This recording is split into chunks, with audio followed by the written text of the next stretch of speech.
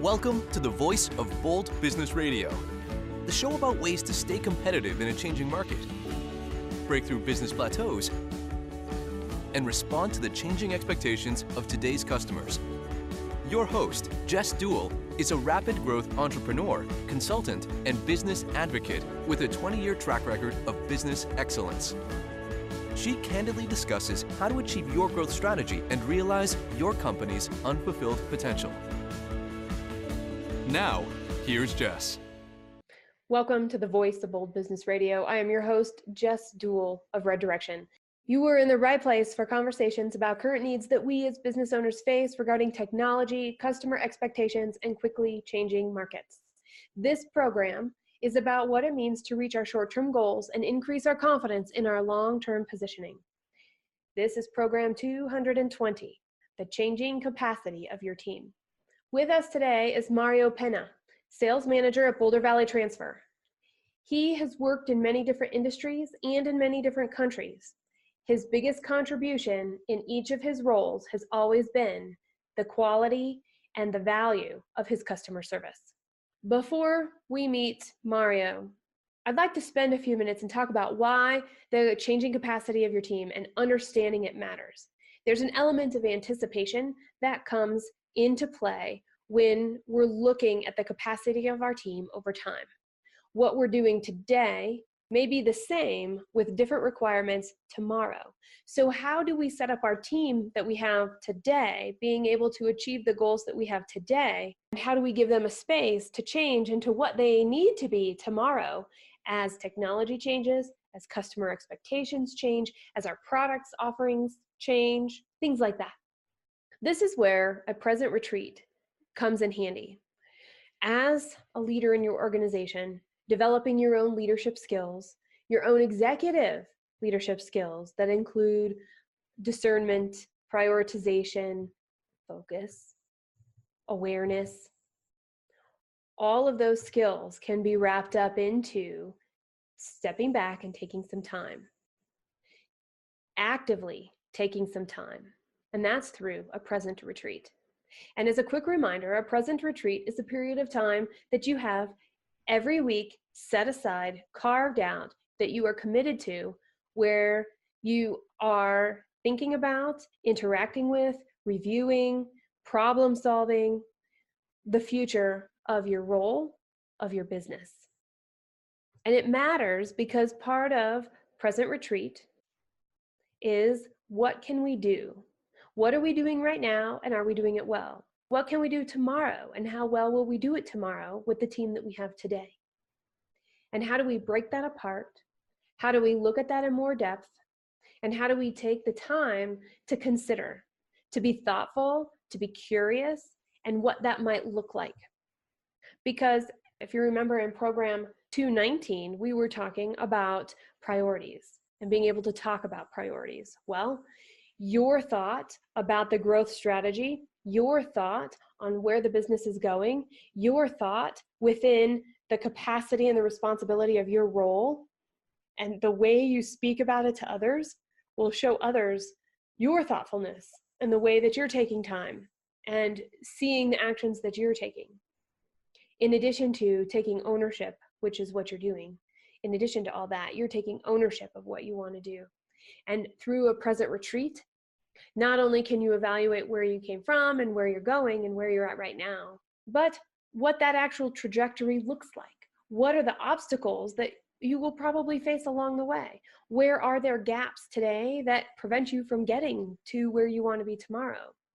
Where are your strengths today that can make and change the trajectory, or make and change the process of how you get to that end goal change over time? And it's that active thinking process that matters. So think about your team in relationship to this. Think about where they're at, where they want to go. And with that, I'm going to bring in Mario, and he is going to share some information and answer some questions that I have about the changing capacity of your team.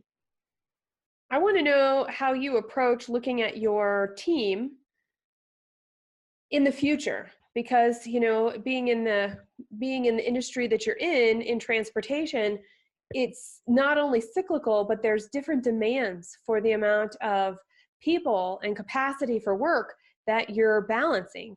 I look for leaders. See who wants to be the leader of the group, because that's the future of your company. If you have someone that's not really willing to push for you, you don't want them. So I always look at my leaders first, and your leaders are the ones that bring you ideas and also want to help you grow and push your company. And that's the whole goal. They'll give you ideas, you take that in, and you make it go forward with them. Because if you don't have leaders in your team or potential leaders, you're not going to move forward anyway with any business. So that's why I always look for solid leaders in my company to help me move forward as a goal. So we all have a common goal. Not everybody's going in different directions, but we're focused on one direction. So we work with each other in that sense. And I always tell people, leaders, you know when you see a leader. People will follow that leader, and that's the people that you're looking for. So that's what I look in my company as well, is to make sure that I have upcoming leaders, that I have other people that will follow my leader, that we're going in the right direction. And with that ideas, with that leadership, ideas come into the play. You need more than one leader in any company. You need a few that have different ideas, but actually know their roles in which direction they're going. You might, as a side business, need to open up a hotline for business partners. Maybe we could do that together. We could tag team them, because you're absolutely right. With the future of the company being the leaders that show up, and then being able to shape and guide them into a space where they keep their own ideas, they're bringing new ideas, they're challenging other people for the benefit of the entire team, the benefit of the entire company, yet they may not have any experience leading in the way that you need them to lead to get to the shared vision. So shaping them into what the shared vision, the shared goal is, I think is key. Do you have elements after finding them, right, within the teams that you have? Do you have ways that you develop them individually and help them embrace more the shared meaning, the common goals? When I find leaders, I like to go hands-on with them for a while to see where their strengths are and their weaknesses are. And I always encourage their weaknesses to get better at them. But if they do have weaknesses, I find someone to complement them to show out their strengths as well. Everybody has strengths and they're good at them. You have to find a leader that's willing to recognize that they are weak in areas, fill them holes, and go forward with that movement. Have you ever clashed, right? So, because I know I have. Have you ever clashed with somebody? You're like, yep, this is the person I want to be hands-on with right now.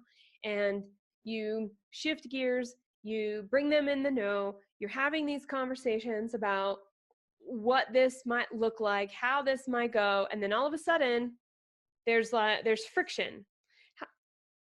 Do you give up on them? Do you actually figure out how to work through the friction?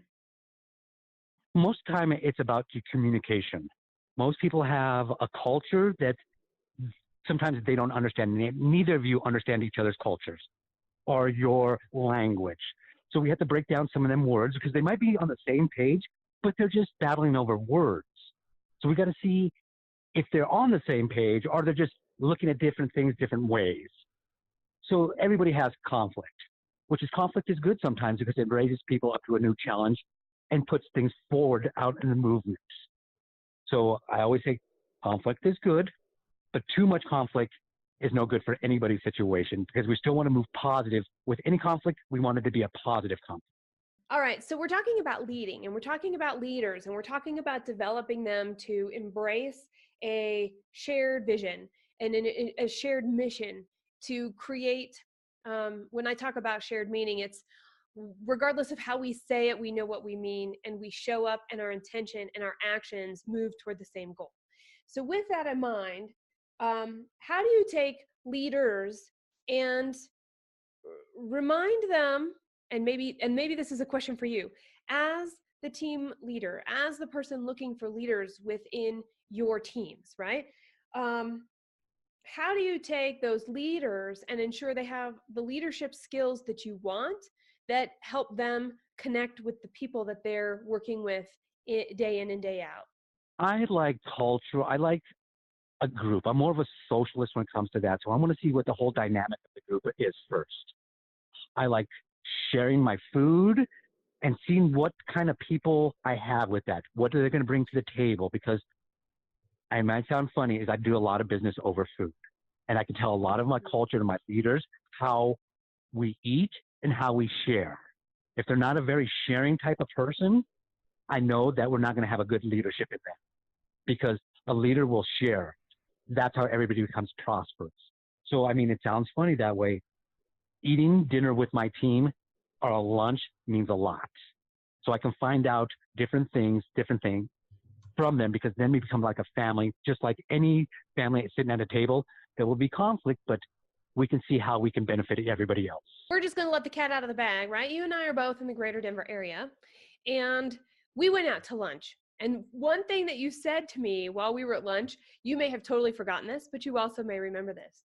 My tacos, right? We went and we had tacos. My tacos were spilling out everywhere. And I decided, I didn't have a fork, so I decided I was just going to start eating it with my hands. But as I was making that decision, do I just let it stay on this goodness, this amazing, most amazing taco that I've ever had, goodness, sit on my plate? Or do I eat it with my fingers? And it was almost like you knew I was contemplating it, and you said, Jess, just get your fingers dirty. And I was like, yeah, because I had come to the same conclusion at the same time. I'm going to get my fingers dirty. And I'm bringing this up because sometimes it's important to speak up when you see somebody else thinking, to help them know, one, where you're at, because they're considering you in their decision. And another concept would be what? It would be to just recognize that, well, you know me, I'm not a super casual person when we're out in public, am I? You're not going to see me in my pajamas or my yoga pants ever. And so having that was a very nice reminder, saying, hey, we can be laid back here, because everybody has different calibers of where we're at. And you and I were finding, where do we meet at to have the best conversation, to have the deepest connection at that time. If you don't know how to say, I always tell people, like tacos, we went out to have street tacos, but people don't realize they give you 2 corn tortillas. One of the second tortillas, if everything spills out, you can create another taco out of that. That's just cultural. So some people don't see little things that a culture of a business that we're not saying. But after you show them and make them aware of it, then leaders come out of anywhere. But first, I tell people, look at the culture. Yeah. Observe the culture, then go into it. Because if you go into it without knowing anything, that's when problems become. So I always tell people, observe before you throw yourself in there. Because you might be not in the right position as a leader to do that at the moment. There's a phrase, bull in the china shop. Seems to apply to your experience and your wisdom right here too. Don't be the bull in the china shop. Look through the window first. Yes, we could say that sometimes. Yes.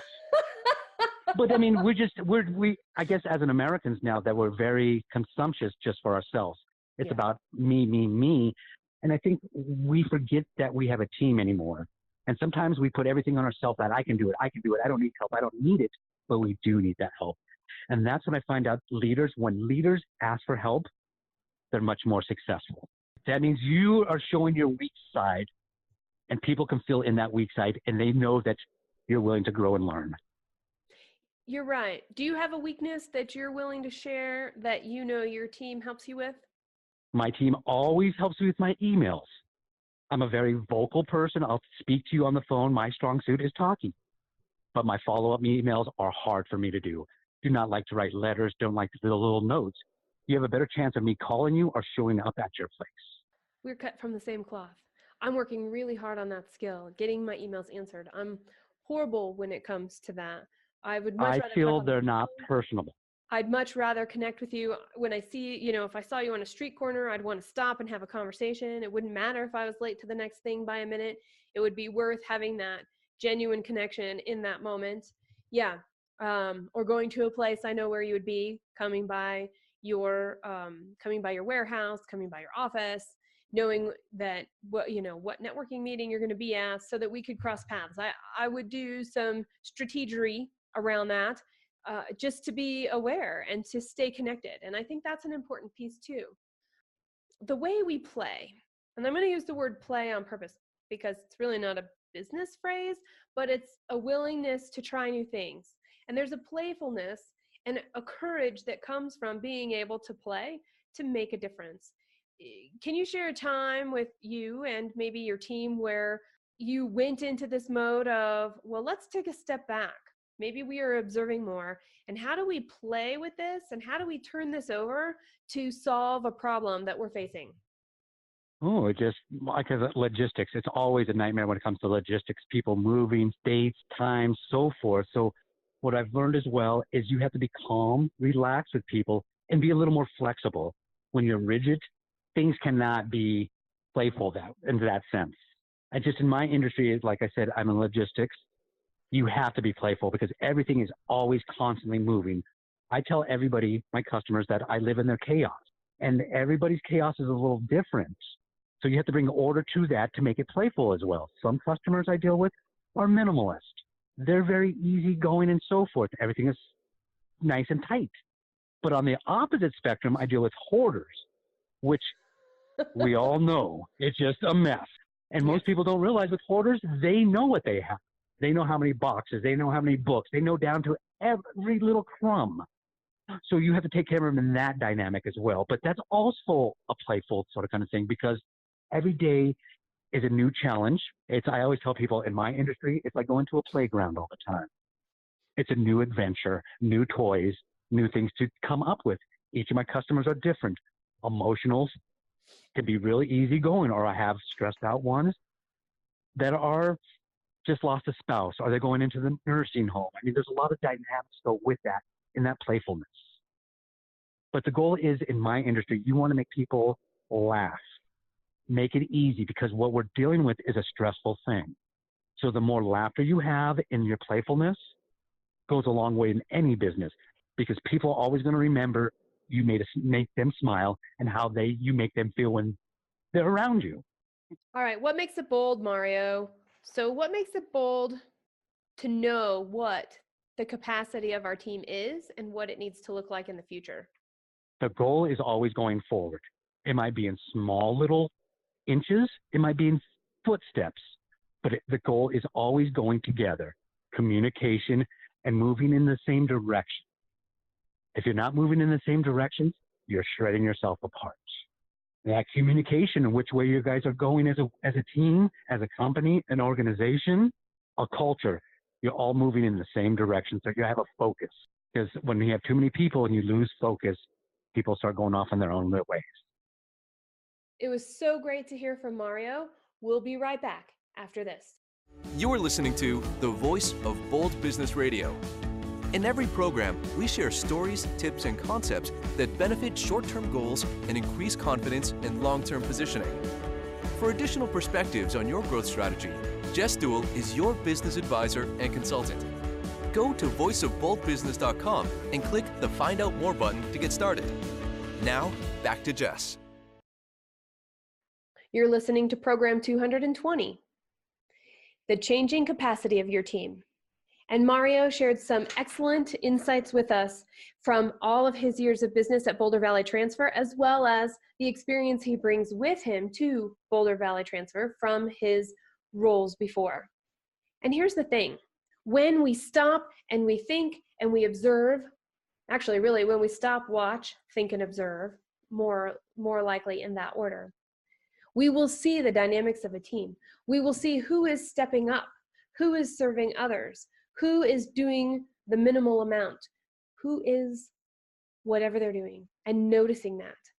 And then what Mario talked about was actually taking on the people that have the traits that will support the team and take the company forward, and being hands-on with them, figuring out really what their strengths are and how to complement those strengths to continue to elevate them. Because by elevating the leaders that are in practice, the people who are showing some sort of leading and initiative, whatever that means, whatever leading means in your organization, and surrounding them with people that complement those strengths. So adding different strengths to the pie, will change the game. One of the things I thought really interesting about what Mario shared was being able to share food together, being able to share time outside of work together, to see mannerisms in a different setting, because that will further enhance your awareness of yourself in relationship to the people or person that you are sharing this time with, but also it will help you hone in on the consistencies in different types of situations. So one of the things that came up that I will talk more about is the meaning of the words that we use. Misunderstanding can happen in so many ways. It can happen in the tone of your voice compared to the words that you use. You talk in this nice voice and you're telling somebody that they made this great big mistake, and then you want all of these things to change. Yet the tone of your voice does not indicate there is actually a problem that requires attention. It comes across as pacifying. So that's one way miscommunication can happen. The way that you carry yourself and the cadence and the tone of your voice does not match the words that you're actually saying. The impact falls short. Another way would be if you use the word angry and I use the word frustrated or furious. Both of those can be angry. However, frustrated and furious are very specific kinds of anger. And so if you say angry to me and I'm not angry, I'll say, no, I'm furious, or no, I'm frustrated, or no, I just am overwhelmed, whatever the case may be, or I'm distracted. Yet, if you think I'm angry without asking me, the whole rest of that situation that we're in together is going to be based off of an assumption. Same with if you say, Jess, I see you're angry, and I don't correct you, but I'm not angry, I'm just overwhelmed, I'm at my wit's end. You might think I'm angry about the topic we're talking about. I'm actually overwhelmed, and so sure, there may be some frustration and anger about what was happening before that I haven't been able to shake yet. Again, a place for miscommunication. This comes back to this concept of shared meaning and values. I strongly recommend taking a present retreat every week and noticing and thinking back and reflecting on the common words that come up throughout the week in your office, out of your mouth, from the people that you work with. And then look at the context and the situations in which those words were used. Does that same word end up having more than one meaning? Because when it does, we end up with a net of one word can mean so much that we're not necessarily sure what the correct action going forward is. So actively watching, actively understanding the language that you are using and the language that your team is using allows you to be able to narrow in and go, okay, so when we talk about integrity, when we talk about customer service, when we talk about quality, whatever the values are in your organization, there is a very clear meaning of how we do our work together here. And within that, then when we use the word quality, integrity, customer service, we have the ability to know exactly what that means right here, because all of us have agreed the way that we work together is this, and so customer service means this here. It reduces confusion and it reduces the conflict of misunderstandings. Another thing to spend some time on when we're talking about the changing capacity of your team is to look at the changing capacity of yourself. One of the things I was thinking about the other day is this concept, we have to be online all the time. And I'm going to tie this back to a present retreat. And the answer is sure. There has to be some element of a fast response these days. Not responding is a problem. I mean, in the conversation I had with Mario, we both admitted email is not our strong suit. I eventually reply. It might be way too late, or the time has passed, or you totally thought I might have written you off because I didn't respond, but I will get back to you. And Mario was like, somebody else has to answer my email for me because I can't do that. Go do that well. I would rather call you or talk to you. And so understanding our primary mode of communication is important, because we do have to make up for that in a world where we have text, direct message, Slack, and Slack-like products, email, phone calls, and then in-person meetings. I mean, all of those things are points of contact. And the fact we have so many now means that that amount of time for distraction, or that amount of potential for distraction, has multiplied more than we would have ever imagined. As I was thinking about that, this concept of distraction, it made me realize it's not that I don't like to answer email or I couldn't answer email. It's that I can't spend enough time in front of my email program to answer your questions clearly, to respond to those emails accurately with thoughtfulness, because when I'm sitting in front of my email, I'm not present. So one of the things I think about is shifting it on its head, is looking at it from a different perspective. And when I'm looking at it from a different perspective, I can see something different. It's, okay, so I'm looking at email as this distraction of people just wanting to communicate with me. And of course I want to communicate with them and I want to give them my full attention. Well, how about when I sit in front of my email, that does get my full attention? Tiny shift. And that's what I'm practicing. And that's what I was alluding to when I was on the phone with Mario, that tiny shift. When I'm in front of my email, I will be present. I will not allow other distractions to come in. I will work on the email that I've got and I'll look at the next email next. That kind of focus on that small of a task not only can change how responsive I am, it can also open up the doors for other types of conversations that I might have been missing out on. Just because I'm like, well, I can't be present when I answer email. Well, that's a story. Or I'm always distracted when I answer email. Well, that's a story. So shift it. I will be present when I answer email. So your email is going to be some other task. And to understand the changing capacity of your team, you must understand your own capacity. And so being aware, using the present retreat, allowing time to notice what you do well, what you don't do as well, and be able to go, what do I need to do to have full responsibility, take ownership, and do what I do in my role to the best of my ability. And how do I do that? What must change? What is that thing? And then what do you hear yourself say about that thing? And how can you flip it around to be really present and focused on it and basically carve out time for it? The same can be said for our teams. Each person that we work with will have their own strengths and weaknesses. Each person that we work with will have things that they're excited about.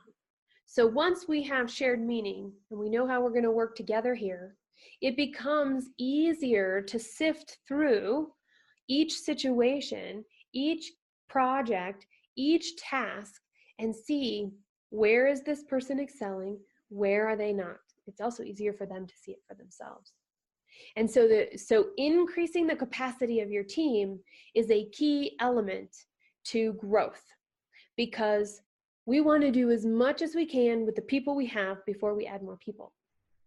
And one of the things that has happened over time is this concept of middle management, these people that manage other people. Well, you know, there is a need for management.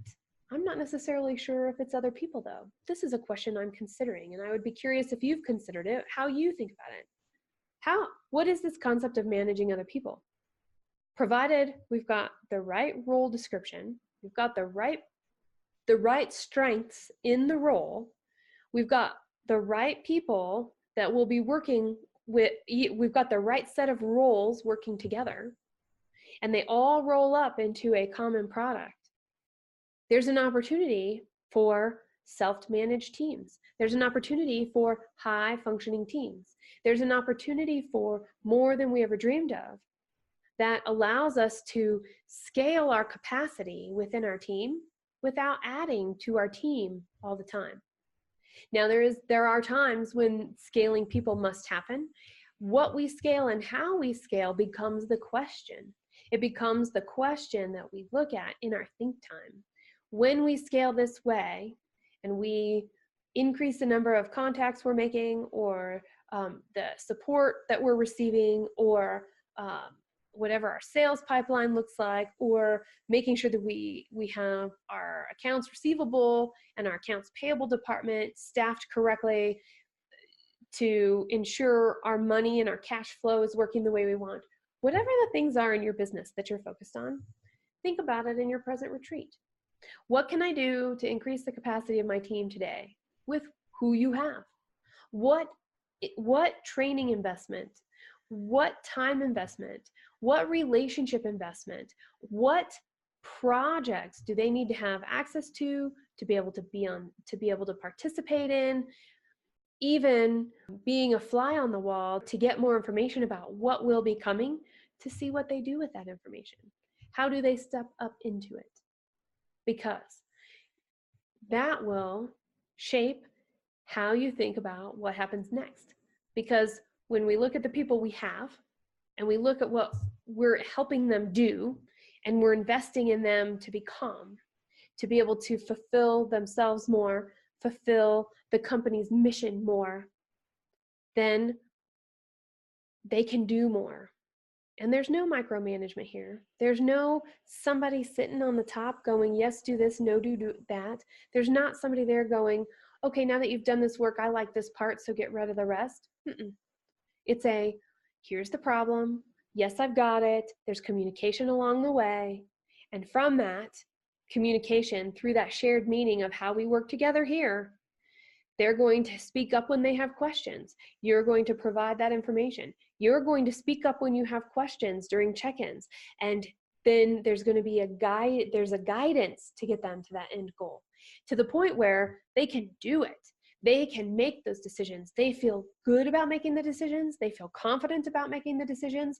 And you feel confident about them making those decisions for the good of the company, because that shared meaning shows us the way we work together here. And the way we work together here shows us what we value. And what we value is what we prioritize. Take some time out, revisit that concept of a present retreat. Think about what Mario was sharing in relationship to what he's seen in his industry today and how he's approaching this. Because in the end, every day we're solving problems. We're solving the mission problem. We're solving problems that come up in our processes and our systems around our people, because there is always going to be unknowns and there will always be problems. It's what we make of those problems. It's the way we look at those problems. It's what we do when we're faced with that and who we turn to when we have those problems that makes all the difference. And that defines the capacity of your team today. After the program on December 18th concluded, we had another question that came in using hashtag VBBRadio. And we want to answer all the questions that come in to the best of our abilities. Sometimes they will be on tweet, sometimes they will be by email, and sometimes they will be just like this in video form. So keep sending in those questions. We'll work them in where and when we can. In fact, we may ask your question on a different show altogether. Today's question on December 18th on the program, The 5 Gifts of Business Plateaus, Pam asks this question. Say you're a freelancer relying on yourself for all roles. What do you recommend to find the fortitude to go out and drum up all that business? Okay, this is going to be a two-part answer. The first part is, which parts of your business do you absolutely love to do, and which parts of your business do you absolutely wish you could give to somebody else right now? Once you know that, go back and take a look at past VBB radio episodes, other resources that tell you, here are the actions in your business that make the most impact to achieve your business plan. If you're early in your career, you're early in your business stages, or the business plan for the year plus the growth strategy plan that's for the next 3 and 5 years. When you are looking at that, what's going to make the most impact? Well, those are the activities to always do first. That's part one. Part two is it's easy to avoid. Even in organizations from freelance all the way up to organizations of 500 or more, it's easy to avoid the things we don't like to do. Every role in an organization has responsibilities that are easy and fun and more difficult and challenging. When we understand what is going to impact the business, we can tie our responsibilities, our actions, our accountability back to the results that we have in our business, which means even if they're challenging and hard for me, Pam, they might be different things that are challenging and hard for you. What do we do with that? We work on the things that create the most impact, regardless if they're easy or they're difficult. Because if they're easy, great. There's going to be something difficult and challenging that comes along that's going to take up some time. If the high impact things are the hard and challenging, there's necessary skills we need to build fortitude, build confidence, and stay on task for what we are attempting to do within our role, within our organization, to get the results that we want. Thank you, Pam, and keep those questions coming. Here on The Voice of Bold Business, we have two more audience questions, this time from episode 206, Recognize Risk and Realize Value, a program about negotiations. And with these questions, here again is Jess, with special guest Martin Menderos. We have a question that has come in from the audience from Lydia, and she used hashtag VBB Radio, Voice of Bold Business, VBB Radio. And her question is, what happens when we ask questions, but someone else uses the same tactic by asking us questions back to respond to try and get that control away from us? That's a great question because you know pros when it happens. So one, what I call, the open-ended question, number one tactic. They say, oh, don't negotiate against yourself. When people say, oh, what's your price? The rude response is, I don't know, what's your budget, right? So, yes. And you keep hitting this ping pong ball back and forth, priming. There's a book, Robert Cialdini, he published this book in like the 80s, Influence, and then he kind of was silent for 30 years and he published his other one called Persuasion. And he talks about how to enter a transaction. And I've always said the best negotiations happen when the other side agrees and they don't even know they agreed to what your needs are. That's the key. When it comes to this ping pong, you want to prime them to minimize the risk of that happening. And when you prime someone, you get them to think about things that you're going to ask them to do. The priming dynamic is as follows. I'll give you some examples. So I'm at a French restaurant. I want people to order very elegant French food. And I have some other food on the menu that's kind of American, but the high-end stuff is French. Restaurants will actually play French music in order to steer people towards that higher end food. That's priming when you set the stage. Let's say I'm trying to get someone to buy a data security system. I will prime them by saying, think about that awful call you get at night when there's been a breach and these credit cards were disclosed.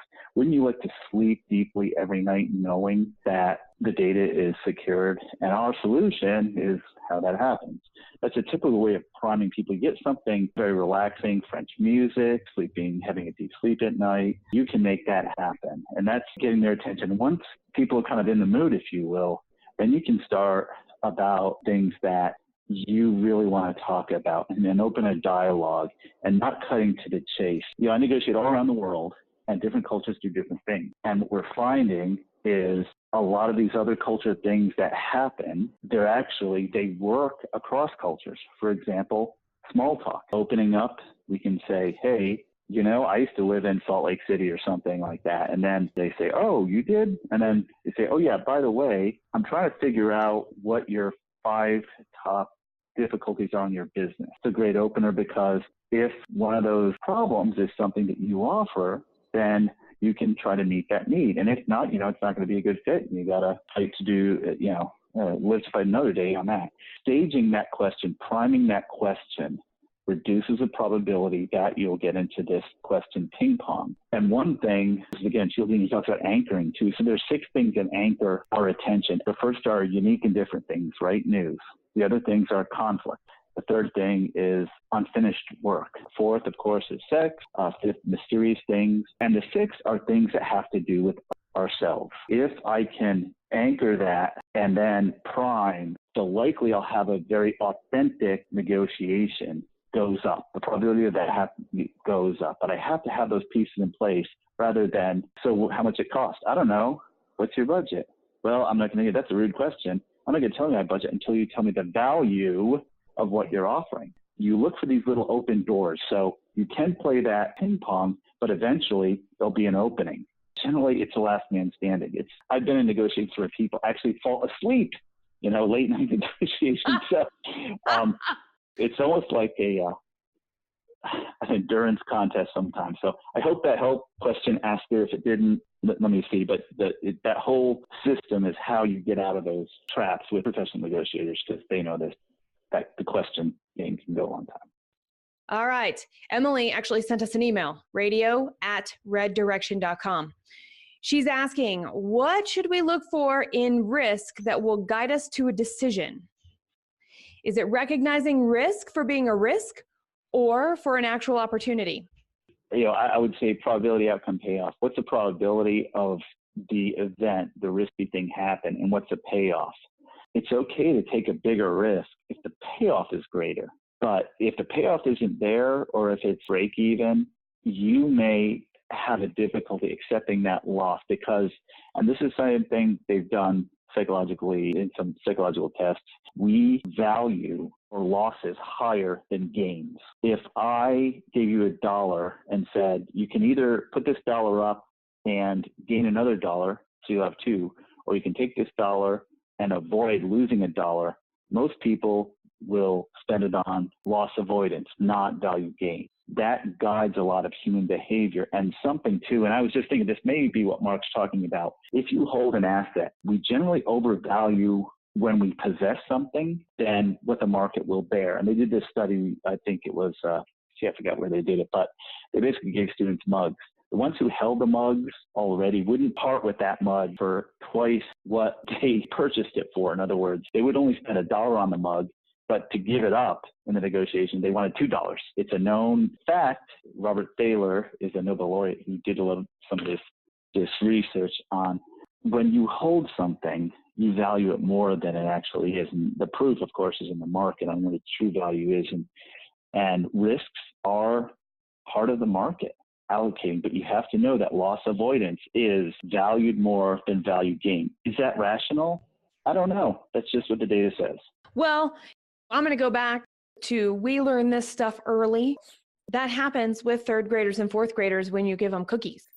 Look at this cookie. Oh, I like this. I want to hear this story, Jess. You want to hear this story? Yeah, they've done studies with these kids, and they'll put them in a room and they'll say, if you can sit and look at this cookie for X amount of time, you can have a second cookie.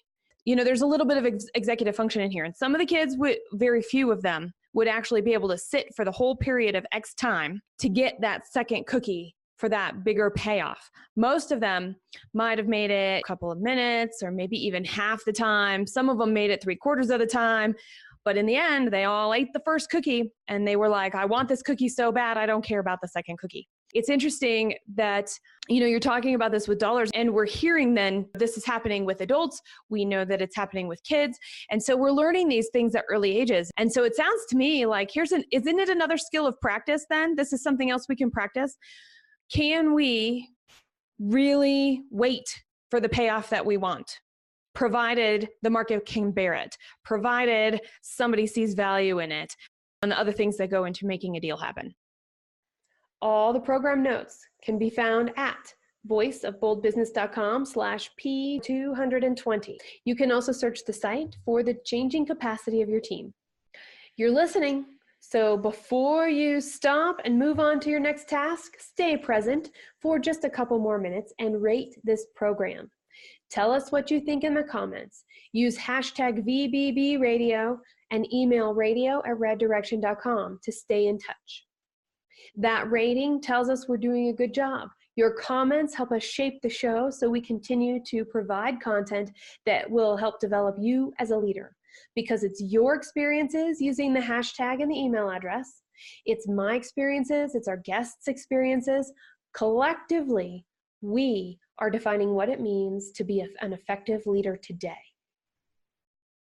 And so I recommend that in your next think time, you ask yourself this question: how do you know what the capacity of your team needs to be tomorrow? The voice of Bold Business Radio gives you insights about how to achieve your company's growth strategy. When you aren't seeing the growth results you want, it's time to get an outside perspective. To discuss your specific situation around growth strategy, work with us. Visit voiceofboldbusiness.com and click Find Out More. Special thanks to the Scott Treatment for technical production. Thank you for joining us.